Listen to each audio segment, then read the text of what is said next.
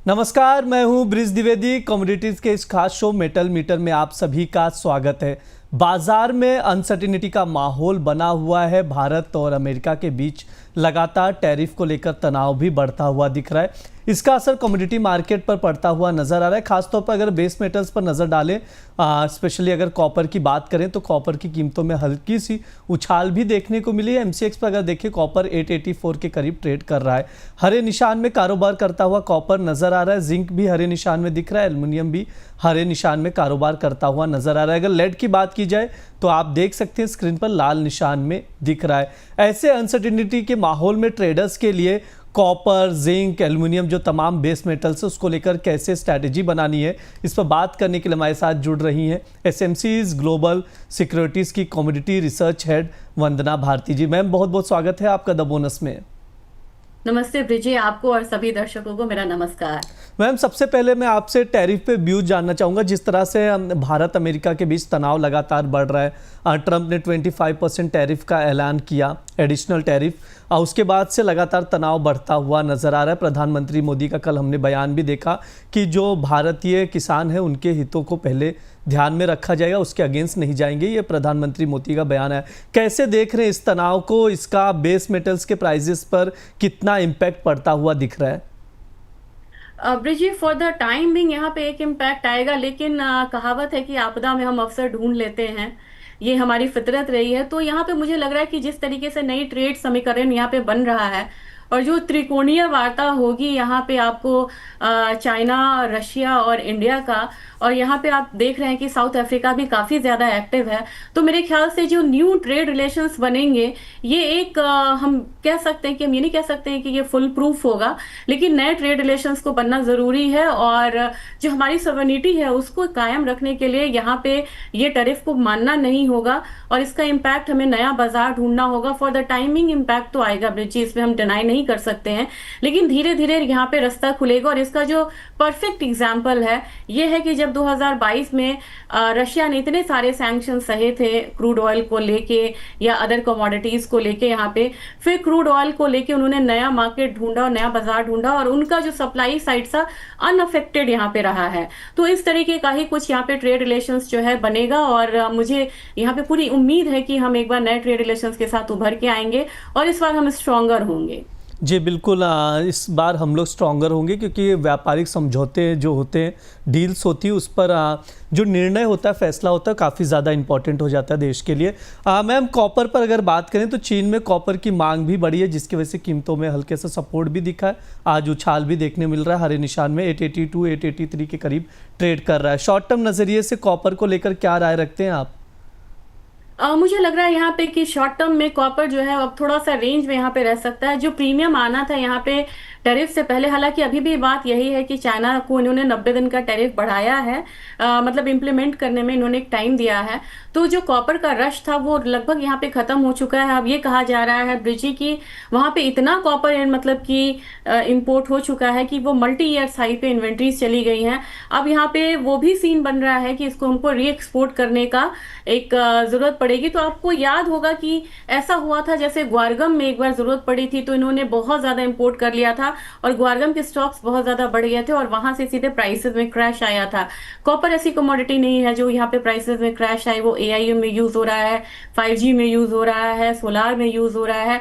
तो इस कमोडिटी में मेजर फॉल आता हुआ मैं नहीं देख रही, लेकिन मुझे लग रहा है कि एक प्रेशर हालांकि इस पे आया था। प्रीमियम जो है अब एलएमई और यूएस के बीच में बिल्कुल खत्म हो चुका है जब से उन्होंने बोला कि हम रिफाइंड मतलब कि कॉपर में इंपोर्ट ड्यूटी लगाएंगे। फिर उन्होंने कहा कि हम रिफाइंड को यहाँ पे एग्जाम करके चलेंगे। तो मेरे ख्याल से अब के समय में मुझे लग रहा है ब्रिजी की कॉपर में बाइंग करके चलना चाहिए। हल्की बाइंग आएगी, 885 आता है तो बाइंग करनी चाहिए। 895 का टारगेट होगा। स्टॉप लॉस यहाँ पे 880 का हम लगा सकते हैं, लेकिन ये बात भी ध्यान में रखना होगा कि इस बाजार में अगर काम करना है तो स्ट्रिक्ट स्टॉप लॉस के साथ करिए और कोशिश करिए कि आप कैरी फॉरवर्ड ना करिए, क्योंकि आज फ्राइडे है और बीच में अगर कोई 2 दिन में न्यूज आ गई वीकेंड में तो सीधा सीधा जो इम्पैक्ट है वो मंडे को देखने को मिलेगा। तो प्लीज पोजीशन को कैरी फॉरवर्ड ना करें। जी बिल्कुल, आप पोजीशन को कैरी फॉरवर्ड ना करें। इंट्राडे के लिए ट्रेडिंग कॉल है, कॉपर 885 पर बाय करना है।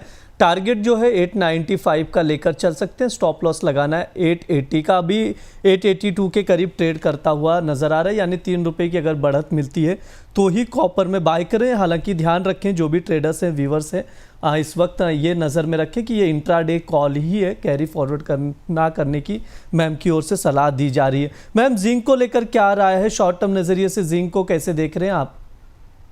ये थोड़ा सरप्लस में थी ये कमोडिटी रुचि, मैं संभल के ट्रेड करती थी इसमें। मुझे लग रहा है कि अभी थोड़ा जो इसका सरप्लस साइड है वो कम हुआ है और यहाँ पे एक बाइंग उभर के आ रही है। तो 269 के करीब यहाँ पे बाइंग की सलाह है, 272 के टारगेट के साथ। स्टॉप लॉस 268 का लगाना होगा। जी बिल्कुल, जिंक में भी बाय की सलाह दी जा रही है, 269 पर आपको बाय करना है।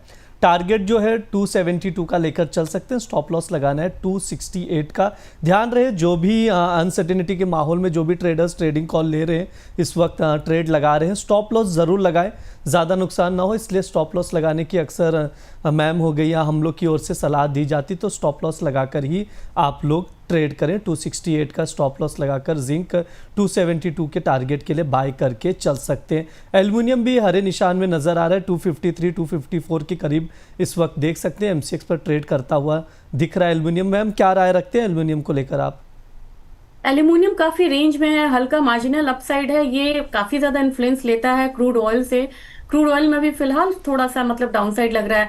मुझे लग रहा है कि एल्युमिनियम में बाइंग आएगी तो लिमिटेड आएगी, 254 के करीब यहाँ पे बाइंग करनी चाहिए 256 के टारगेट के लिए। स्टॉप लॉस 253 का लगा के चलना होगा। और एक चीज बताना चाहूंगी कि बार बार यहाँ से ये 256 से वापस आता है तो उसको एक रेजिस्टेंस मान के चले, और वहां पे अगर आती है कमोडिटी तो आपको क्विक प्रॉफिट बुकिंग करना होगा। जी बिल्कुल, एल्युमिनियम में भी आप बाय करके चल सकते हैं। 255 मैम, कितना 255 या 256 कितना टारगेट बताया आपने? यहाँ 254 पे बाइंग, 256 का टारगेट, 253 का स्टॉप लॉस रिकमेंड किया जी है। बिल्कुल, एल्युमिनियम में 256 के टारगेट के लिए आप बाय करके चल सकते हैं 254 पर, यानी करीब थोड़ा सा अगर उछाल आता है करंट मार्केट प्राइस से तो वहां पर बाय की सलाह दी जा रही है। 253 का स्टॉप लॉस ज़रूर लगाएं एल्युमिनियम के लिए। लेड जो है लाल निशान में आप देख सकते हैं, कारोबार करता हुआ दिख रहा है, 180 के करीब ट्रेड कर रहा है। लेड को लेकर मैम क्या राय रखते हैं आप? लेड अभी बिल्कुल रेंज में ये कमोडिटी है, लेकिन इसने एक हल्का सा अपसाइड दिखाया था।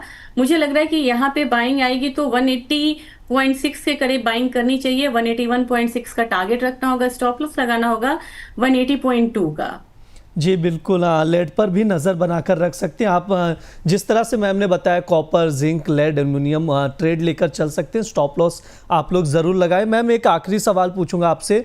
जिस तरह से अनसर्टेनिटी का माहौल है, टैरिफ तनाव है, इसके अलावा और भी तमाम फैक्टर्स हैं, एक ट्रेडर्स को बेस मेटल्स में ट्रेड लेने के दौरान या आने वाले समय पर किन फैक्टर्स पर नज़र बनाकर रखने की ज़रूरत है? मुझे ये यहाँ पे सलाह देनी है कि उनको ये देखना होगा कि किस कंट्री पे यहाँ पे टैरिफ लग रहा है, उसका क्या इम्पैक्ट आएगा। जैसे कि 90 से ज्यादा यहाँ पे देश है जिसपे यहाँ पे टैरिफ की बात चल रही है, लेकिन जब बेस मेटल की बात आती है तो चाइना, मैक्सिको, पेरू, ये सब काफी इंपॉर्टेंट हो जाते हैं, क्योंकि ये जो है ये बेस मेटल्स को सप्लाई करते हैं। और ऐसे देशों पे जब हायर टैरिफ लगता है तो बेस मेटल के दामों में काफी ज्यादा इम्पैक्ट आता है। तो उन देशों से जो रिलेटेड है प्रोडक्शन से या कंजम्पशन से बेस मेटल को लेके, उन देशों में क्या हो रहा है उस पर आप ज्यादा ध्यान दीजिए, तब जाके आप इसकी पकड़ को, मतलब कि किस तरीके का मूव आएगा उसे आप पकड़ सकते हैं। जी बिल्कुल, जो तमाम फैक्टर्स बताए हैं मैम ने, उस पर ट्रेडर्स नज़र ज़रूर बनाकर रखें। मैम, डिस्क्लेमर कोई आपकी ओर से?